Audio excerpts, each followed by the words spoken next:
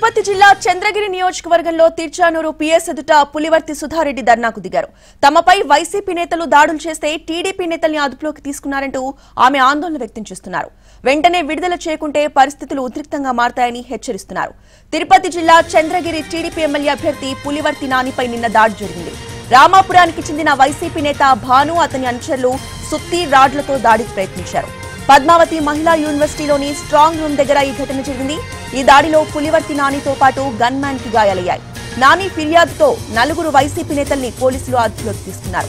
మొత్తం 30 మంది Chandragiri TDP MLA అభ్యర్థి పులివర్తి నానిపై దాడికి పాల్పడ్డారు. పరారీలో ఉన్న వారి కోసం వెతుకుతున్నారు పోలీసులు. అయితే టీడీపీ నేతలను మాత్రమే పోలీసులు అరెస్టు చేస్తున్నారని ఆరోపించారు సుధారెడ్డి. పోలీసులు ఎలాంటి చర్యలు తీసుకోలేదంటూ నిరసనకు దిగారు ఎమ్మెల్యే అభ్యర్థి నాని సతీమణి సుధారెడ్డి.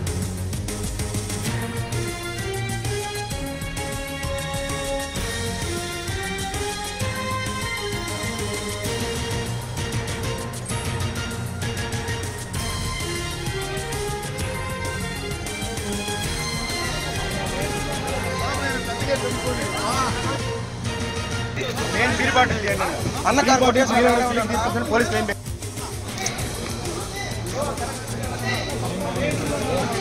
పెద్దగా